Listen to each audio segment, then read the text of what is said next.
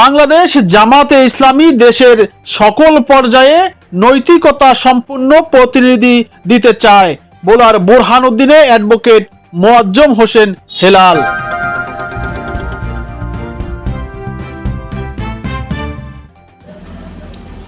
বাংলাদেশ জামাতে ইসলামী দেশের সকল স্তরে নৈতিকতা সম্পন্ন প্রতিনিধি দিতে চায় বলে মন্তব্য করেন বাংলাদেশ জামাতে ইসলামীর কেন্দ্রীয় সহকারী secretary general advocate Moazzem Hossain Helal.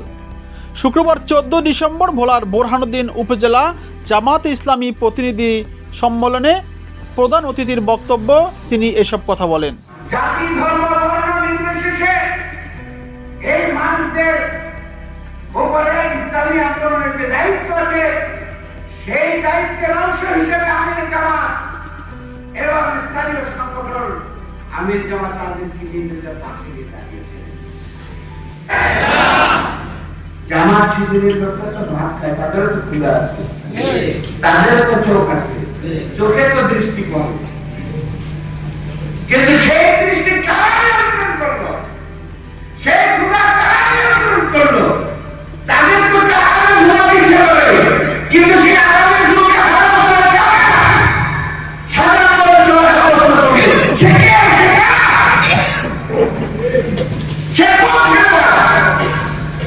সেটাই হচ্ছে আল্লাহ রাসূলের আল-কুরআন, সেটাই হচ্ছে আল্লাহ রাসূলের হাদিস, সেটাই হচ্ছে জামাত ইসলামী সিনেমা।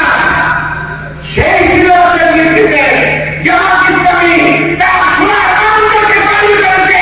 এই আমি মুজাহিদ এই শহীদদেরকে তৈরি করে আল্লাহ রাস্তায় কুরবান করে দিয়েছে।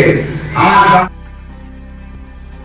মাওলানা আবুল কালামের সঞ্চালনায় ও অধ্যাপক মাকসুদুর রহমানের সভাপতিত্বে উপজেলা মডেল মসজিদ মিলনায়তনে বিকেল 3টায় শুরু হয়ে রাত 7:30টায় এ সম্মেলন শেষ হয়। এ সময় তিনি আরও বলেন, গত 17 বছর জামাত ইসলামী সবচেয়ে বেশি জুলুমের শিকার হয়েছে। জামাত ইসলামী বন্যা আক্রান্ত, ঘূর্ণিঝড়ে আক্রান্ত শীতার্ত মানুষের পাশে ও হিন্দুদের সহযোগিতা সহ সকল সেবামূলক কাজে সবার আগে সেবায় মানসিকতা নিয়ে এগিয়ে আসেন।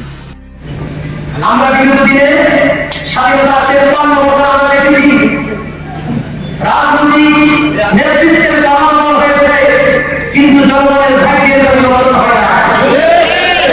জনগণের ভাগ্যের পরিবর্তনের জন্য সোনার মানুষ তৈরি করতে হবে এবং সোনার মানুষের হাতে এদেশের নেতৃত্বের চাবিকাঠি তুলে দিতে হবে। আর সেই দায়িত্ব পালন করার জন্য জামাত ইসলামীকে এগিয়ে আসতে হবে, জামাত ইসলামের প্রতিনিধি শক্তিকে এগিয়ে আসতে হবে। আগামী দিনে যদি আমরা একটা সুন্দর বাংলাদেশ, একটা সমৃদ্ধ বাংলাদেশ, ন্যায় এবং ইসলামের ভিত্তিতে পরিণত বাংলাদেশ দেখতে চাই, তাহলে দেশের প্রত্যেকটি মানুষ ধর্ম বর্ণ নির্বিশেষে, নারী পুরুষ নির্বিশেষে প্রত্যেকের কাছে ইসলামের শুভ আদর্শের দাওয়াত পৌঁছে দিতে হবে। রাজি আছেন ইনশাআল্লাহ? প্রিয় ভাইরা, সামনে আসলে আমাদের অন্যান্যদের মধ্যে বক্তব্য রাখেন উপজেলা নায়েবে আমির মাওলানা সফিউল্লাহ। সহসভাপতির বক্তব্যে উপজেলা জামাতের আমির বলেন, আগামীতে ইউনিয়ন নির্বাচনে মানুষের ভালোবাসা অর্জনের ভিত্তিতে জামাতে ইসলামীর প্রতিনিধি নির্বাচন করতে হবে। এ সময় বিগত সরকার বুলডোজার দিয়ে সাতক্ষীরায় জামাতে নেতাদের বাড়ি ঘুরিয়ে দেওয়ার সমালোচনা করেন। সম্প্রতি এতিমদের সম্পদ ডুম্বার গোস্ত নিয়ে রাজনৈতিক নেতাদের কারাকারির সমালোচনা করেন। এ সময় তিনি আরো বলেন, জামাত ইসলামী নিজেদের পকেটের টাকা দিয়ে রাজনীতি করে, তাই তারা এতিমের সম্পদ নিয়ে কারাকারি করে না।